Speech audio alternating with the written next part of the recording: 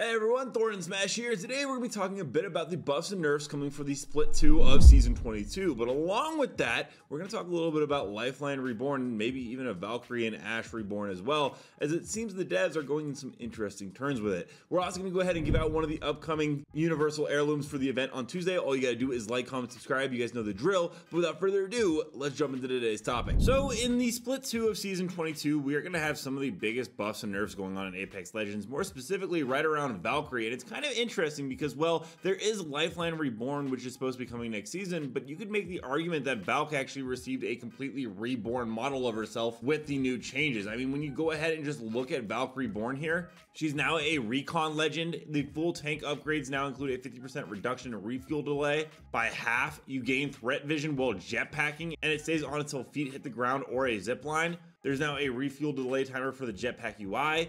The jetpack is more agile like when she first released, and if you never got to try it, you're really going to enjoy that. The move slow stun duration increased by 50%. The missile explosion radius increased by 20%. The minimum attack range is decreased by 25%, so now she can hit enemies that are closer. The max missile travel time is now 4 seconds.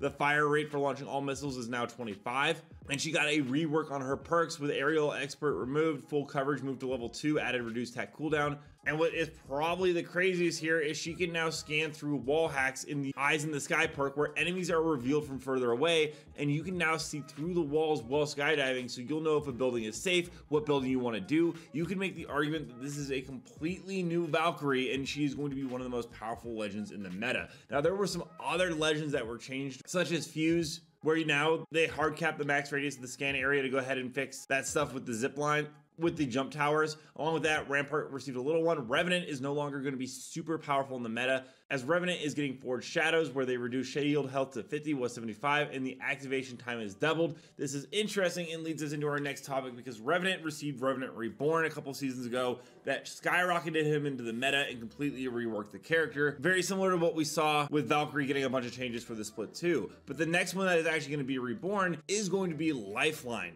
There's been a ton of rumors about her, and actually iLoot Games gave us some pretty interesting information, because according to him, we haven't seen the 100% accurate version of Lifeline Reborn leaked yet, meaning the list of abilities such as the passive combat revive, where you can glide in the air for 3 seconds, the DOC drone healing and following you around, and then the Shockbot 3000, which launches enemies away from you, is not going to be the final form of the kit. Now, the thing that's the big difference here between Lifeline Reborn and Valkyrie, however, is the fact that, well, when a character is reborn, at least when we saw with Revenant, they get brand new lore added to the character. We don't know anything about Lifeline getting reborn lore. However, if she is still planned to be released this year at the start of Season 23, they're going to have to start releasing some of that lore very, very soon, as we are about halfway through the season.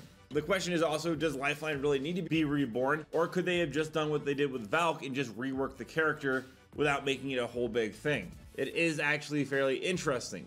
Now, along with that, there were some weapon changes coming for it as well. The Havoc rifle has the turbocharger removed as a hop-up, and the R99 has damage fall off and improved recoil. But according to other players, most notably G Dolphin and Falcon's Imperial Howl, no Mausoleum nerf is incredibly disappointing, or the crypto nerf. But, well, that's only for this split, because in Season 23, we are getting a crypto legendary battle pass skin and a Mausoleum reactive skin. In fact, Dead's already told pro players such as Hockeys that crypto is going to be getting nerfed after the ALGS. And the Gaming Merchant also made a video where he talks about where he asked the Apex devs, and the Mausoleum is also going to be getting a nerf. It's just not going to be nerfed before they release the new cosmetics for it. Also, something I found very interesting was talked about the other day in Discord, where Yoro, Tsuki, and NWP were saying, but apparently it would seem, according to sources, that in 2025, there will be more legends than 2023 and 2024, so it seems like they're going back into a state of releasing more and more characters. We know of a couple that are in the works right now. On this image right here is just some concept AI art that a YouTuber put up. Cave obviously was Alter. We know about that for a while, but the other ones are all listed there as possible ones that we could see in 2025. Lifeline Reborn should be 2024, and the first legend that will be released in 2025 is going to be Artemis. That leaves Scryer, Tinkerer, possibly Jester, Uplink, Flux. After that, if they have not been scrapped or move over to something else, that might be actually really good, because it means that if we get more legends, we're likely going to start seeing more legend specific heirlooms instead of the universal ones, but we'll just have to wait and see. Overall, I do really like the changes with Valk. I'm interested to see what they do with Lifeline, and I hope they continue to do stuff like this more often instead of waiting seasons and seasons in between updating the meta with Legends. Let me know down below, how do you feel about the buffs and nerfs, and what do you think about more Legends being released next year, with this year being a little bit of a slow one? Also, don't forget to check out this channel right here where I cover a ton of news and information on other games with news and leaks and other information. And until next time, everyone, keep slaying the Outlands. I'll see you out there.